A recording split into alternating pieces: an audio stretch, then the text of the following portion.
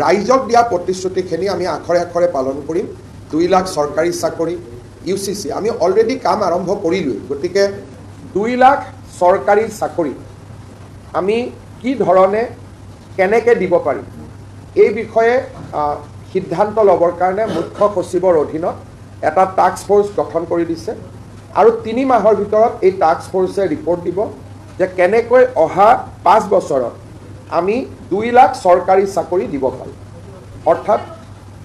অৰ্থাৎ মুখ্য সচিব ডাঙৰীয়াই প্ৰতিটো বিভাগৰ লগত কথা পাতি চৰকাৰী বা চৰকাৰৰ দ্বাৰা নিয়ন্ত্ৰিত বিভিন্ন কৰ্পৰেশ্যন, আমাৰ বিশ্ববিদ্যালয়, 6 শিডিউলৰ কাউন্সিল, এই গোটেইবিলাকত মিলি অহা 5 বছৰত আমি কেনেকৈ 2 লাখ যুৱক যুৱতীক চৰকাৰী চাকৰি দিব পাৰোঁ তাৰ বিষয়ে প্ৰতিবেদন এখন দিবৰ কাৰণে মুখ্য সচিব ডাঙৰীয়াৰ অধীনত এটা টাস্ক ফ'ৰ্চ গঠন কৰি দিছে, যাতে আমি আমাৰ যিটো অসমৰ যুৱক যুৱতীসকলকে যি প্ৰতিশ্ৰুতি আছিল তাক যাতে আমি ৰাখিব পাৰোঁ বা তাক যাতে আমি পালন কৰিব পাৰোঁ।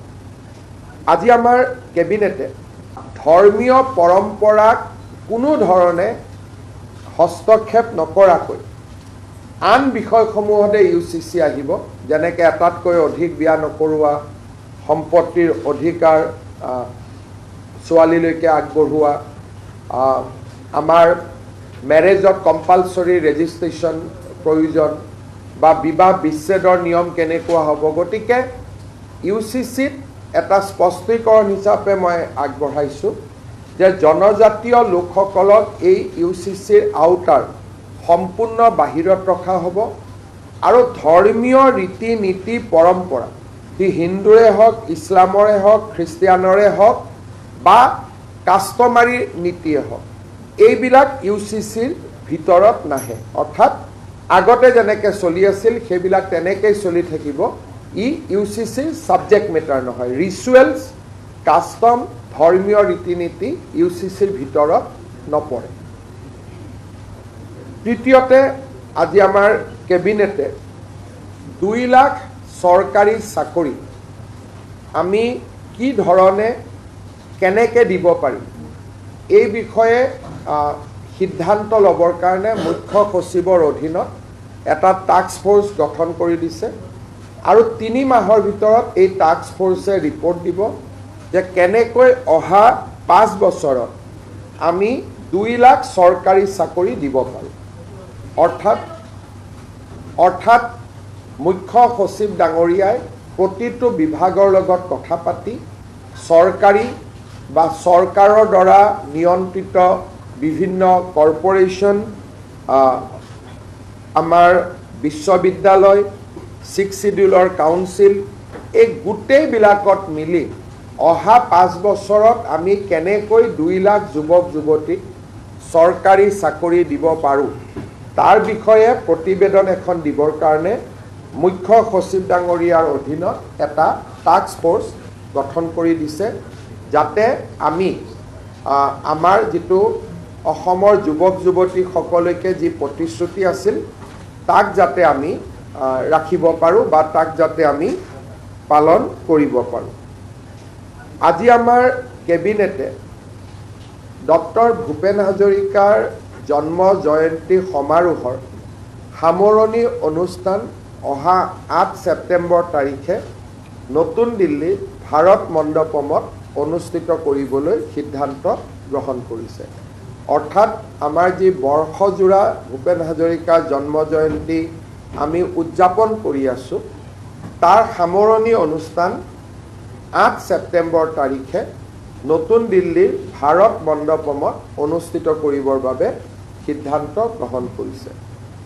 আজি কেবিনেটে 32 কোটি টকা ব্যয় সাপেক্ষে ডক্টৰ ভূপেন হাজৰিকাৰ এটা সংগ্ৰহালয় নিৰ্মাণৰ বাবে অনুমোদন আগবঢ়াইছে। অৰ্থাৎ এতিয়া আমাৰ শংকৰদেৱ কলাক্ষেত্ৰত 32 কোটি টকা ব্যয়েৰে ডক্টৰ ভূপেন হাজৰিকাৰ সংগ্ৰহালয় এটা আমি স্থাপন কৰিম, য'ত নেকি তেখেতৰ জীৱনৰ লগত জড়িত অমূল্য সম্পদৰাজিক আমি সংৰক্ষণ কৰিব পাৰোঁ।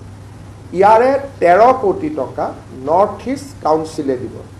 অৰ্থাৎ টোটেল 33 কোটি টকাৰ বা 32 কোটি টকাৰ নৰ্থ ইষ্ট কাউন্সিলে 13 কোটি টকা দিব আৰু 20 কোটি টকা ৰাজ্য চৰকাৰে আগবঢ়াব। আজি সেই প্ৰকল্পটো আমাৰ প্ৰথম কেবিনেটতে অনুমোদন জনোৱা হৈছে। কলাক্ষেত্ৰত হ'ব। আজি ৰাজ্য চৰকাৰে অসমৰ মহা অধিবক্তা দেৱজিৎ শইকীয়াক আৰু 5 বছৰৰ কাৰণে অসম চৰকাৰৰ মহা অধিবক্তা হিচাপে নিয়োগ কৰিছে। প্ৰধানমন্ত্ৰী নৰেন্দ্ৰ মোদী ডাঙৰীয়াই যোৱা কেইটামান দিনত ভাৰতৰ বিদেশী মুদ্ৰা সংৰক্ষণৰ কাৰণে আৰু অপব্যয় নকৰিবৰ বাবে ৰাজ্য চৰকাৰ আৰু দেশৰ জনগণক পৰামৰ্শ দিছিল। প্ৰধানমন্ত্ৰী ডাঙৰীয়াৰ পৰামৰ্শক সৰুগত কৰি আজি ৰাজ্য চৰকাৰে কেইবাটাও সিদ্ধান্ত গ্ৰহণ কৰিছে, যিকেইটা সিদ্ধান্ত মই আপোনালোকক ক'ব খুজিছোঁ। অহা 6 মাহ অসম চৰকাৰে কোনো নতুন গাড়ী মটৰ ক্ৰয় নকৰে, অৰ্থাৎ নতুন মন্ত্ৰীসকলকো অহা 6 মাহলৈকে নতুন গাড়ী দিয়া নহ'ব। আমাৰ বৰ্তমান যি পুৰণা গাড়ী আছে আমি সেই গাড়ীয়েদি আমাৰ কাম চলাব লাগিব। দ্বিতীয়তে যিকেইটা আমি অনুমতি ইতিমধ্যে দিলোঁ কিন্তু অহা কালিৰ পৰা প্ৰযোজ্য হোৱাকৈ 6 মাহ কোনো চৰকাৰী বিষয়া নিজৰ খৰচতো বিদেশ ভ্ৰমণ নকৰিব। বহুত সময়ত মানুহে কয়, এজন অফিচাৰে কয় যে মই হলিডেত যাব খুজিছোঁ থাইলেণ্ড, ছিংগাপুৰ, আৰু আমি এইটো লিবাৰেলি আমি অনুমতি দিওঁ। কিন্তু বৰ্তমান 6 মাহৰ কাৰণে এক্সেপ্ট মেডিকেল ৰিজনক বাদ দি কোনো চৰকাৰৰ মন্ত্ৰী বা বিষয়াই বা কৰ্মচাৰীয়ে বিদেশ ভ্ৰমণ কৰিব নোৱাৰিব। 6 মাহৰ কাৰণে বোথ অফিচিয়েল এণ্ড পাৰ্চনেল, কোনো ধৰণৰ অফিচিয়েলিও বিদেশ ভ্ৰমণ নকৰে আৰু ব্যক্তিগত টকা দিও বিদেশ ভ্ৰমণ নকৰে। চৰকাৰী বিদেশ ভ্ৰমণ অকল মুখ্যমন্ত্ৰীৰ আগতীয়া অনুমতিৰে সম্ভৱ হ'ব। কিন্তু চৰকাৰী বিদেশ ভ্ৰমণৰ ক্ষেত্ৰতো সেমিনাৰ বা কনফাৰেন্সত আমি যিমান দূৰ সম্ভৱ হয় গুৱাহাটীৰ পৰাই ভিডিঅ' কনফাৰেন্সত অংশগ্ৰহণ কৰিবলৈ আমাৰ বিষয়াসকলক আমি অনুৰোধ কৰিছোঁ। ৰাজ্যপালৰ পৰা আৰম্ভ কৰি আমাৰ প্ৰতিটো পৰ্যায়ৰ চৰকাৰী বিষয়া মন্ত্ৰীসকলৰ কনভয়সমূহ সৰু কৰা হ'ব নিৰাপত্তাৰ দিশটোক বাদ দি। তাৰ এই গোটেই কনভয়খিনি আমি সংখ্যা হ্ৰাস কৰিবৰ কাৰণে আজি আমি সিদ্ধান্ত লৈছোঁ। মন্ত্ৰী হওক, অফিচাৰ হওক বা মুখ্যমন্ত্ৰী হওক, ৰাজ্যপাল হওক, সকলোৰে কনভয়বিলাক ডাউন চাইজ কৰা হ'ব এটলিষ্ট ফৰ নেক্সট 6 মান্থ। যোৱা বছৰৰ তুলনাত এই বছৰ অসম চৰকাৰৰ পেট্ৰল ডিজেল খৰচ, যিটো চৰকাৰে আমি গাড়ীত খৰচ কৰোঁ, it will be cut by 20% by reducing toll আৰু 2-4খন গাড়ী বেছিকৈ খৰচ নকৰি আমি চৰকাৰে যিমান টকাৰ তেল কিনে যোৱা বছৰৰ তুলনাত এই বছৰ আমি 20% ডিজেল আৰু পেট্ৰলত আমি কম খৰচ কৰিম। আৰু এটা আজি আমি সিদ্ধান্ত লৈছোঁ যে অহা 6 মাহ অসম চৰকাৰে কোনো বিদেশী বস্তু ক্ৰয় নকৰিব।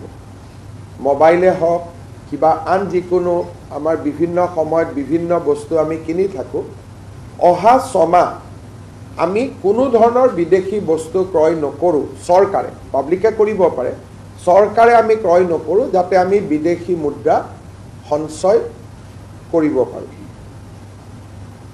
আমি অহা 6 মাহ সেমিনাৰ ৱৰ্কশ্বপ আমি একো নাপাতোঁ যাতে মানুহ আহিবলগীয়া নহয়। কিন্তু through video' conference seminar workshop পাতি থাকিব পাৰিব।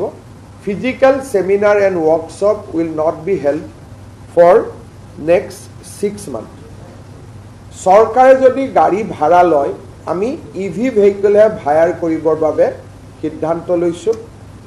আৰু যিমান অসমত ওল্ড ভেহিকল আছে 20 বছৰ 15 বছৰ পুৰণা যিমান পাৰি আমি স্ক্ৰেপিং কৰিবৰ কাৰণে আমি সিদ্ধান্ত লৈছোঁ গতিকে প্ৰধানমন্ত্ৰী ডাঙৰীয়াৰ আবেদনৰ লগত সংগতি ৰাখি আজি আমি এইকেইটা অস্ত্ৰেটি মিডিয়া গ্ৰহণ কৰিছোঁ 20%